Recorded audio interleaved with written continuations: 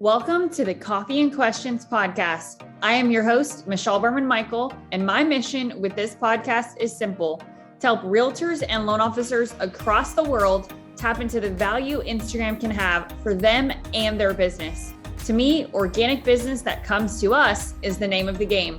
On this show, you're going to hear from myself, other experts across social media, and also others that are just like you, selling real estate and doing loans and doing it at a high level on social media. Hello, everyone, and welcome back to another episode of the Coffee and Questions podcast. I'm super excited to finally have Jimi Ryan on my podcast. He's somebody who's been on the radar for a while. So if you've ever listened to my podcast and been like, where are all the people who are trying to learn new things and don't actually know how to do things? We're gonna talk about that. One of the things that I loved about my conversation with you last week when we first met was this conversation of just pure authenticity, right? Being able to show up. So if you go to Jimi Ryan's Instagram account, you will see that there's a ton of information about his podcast and about what you do and who you've interviewed.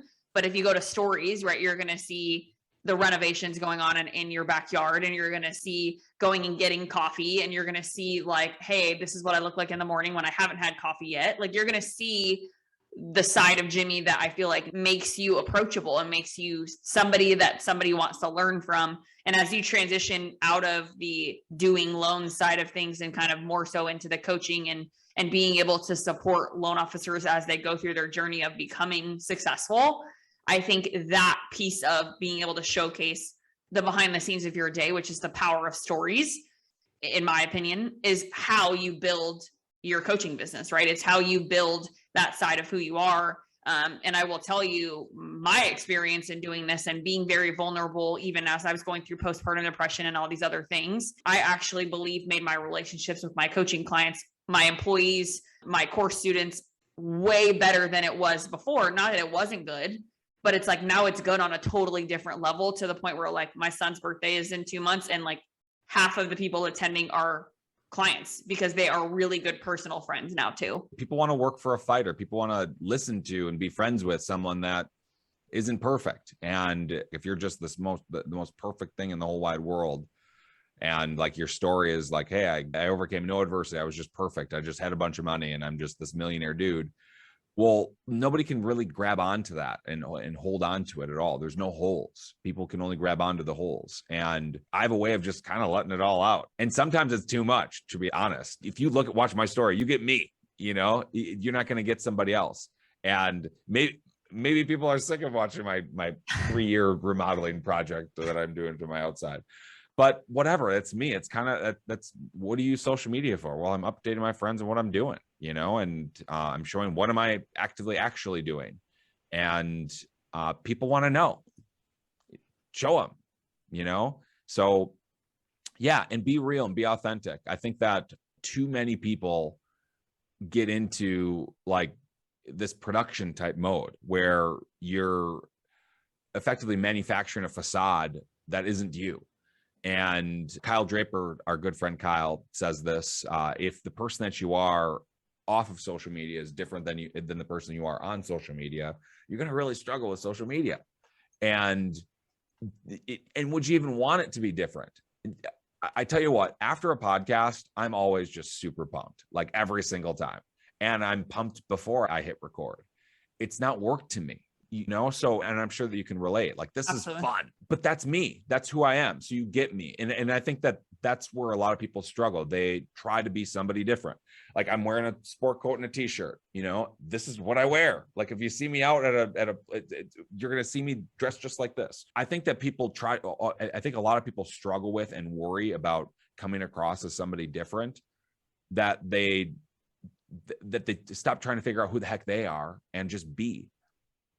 And boy, that's a problem in our industry. I think too many people in real estate too, where the only thing people are posting about is, just listed, sold, under contract. Well, yeah, well, great. Congratulations. Nobody really cares about that stuff. I mean, do it here and there, but I think people get social media wrong when they do stuff like that. If you're listening to this and you're the person who my New Year's resolution for the last 5 years is to figure out how to do social media and you still haven't started yet, think about where you could have been had you made that super shitty video 5 years ago and watched it enough times to figure out what you could have done better, so that 5 years fast forward to now in 2022, what it would have looked like or what your content would look like. So I think there's a lot of people who are stuck right now in this, I don't know how to start. I don't know what I'm supposed to be doing. I'm afraid of video. I'm afraid of what I sound like. What if my branding doesn't look good? And the list goes on and on and on and on. But what we have to realize, and this is a huge part of why I do what I do, is how can we do something today so that 365 days from now, that same something that maybe wasn't that awesome is going to be so much better, because you're going to have done it enough times that 365 days from now, it's going to be 10 variations better than the original, right? You look at your content, Jimmy, from 2011 to now, while there are certainly things that we need to improve and things that we can all be doing better and better and better, imagine if you were still making that video where you were sitting in front of a billboard that had www.here'smywebsite.com and you had your phone number and email rolling at the bottom of it, right? And it was like, you watch it, right, and it's like, like so bad. But imagine if you hadn't done it, what would your content look like today? You know, I would beg people, honestly, go look at my Instagram from when I first started Burma Media in 2014 and look at it today, and it's not even on the same planet. But that's just the thing, though. You have to do it. You have to just go for it. Like, I've literally, like, people ask me, Jimmy, how are you so good on camera? I've shot thousands of videos. Like, if you go into my BombBomb account, I literally would, like, I would communicate to people that way by sending a BombBomb video. But anyway, like how'd you do it? Well, I've done it thousands of times. But I started out terribly.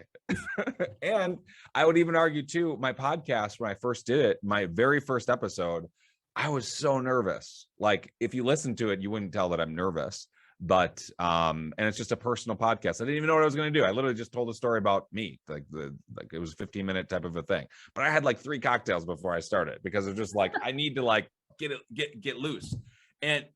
But now I literally, like 5-minute prep before a podcast, and like, let's do it. Like, I can't wait to jump in, and I kind of love the randomness of it. I kind of love the fact that it can go in a million different directions. And by the way, if you ever want to reach out to connect with me to talk about any of this type of stuff, I would love you to reach out.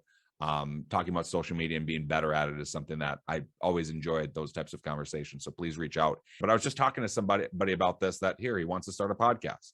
What do I do? And I told him, spend $100 on a microphone. Is like, I would say do that.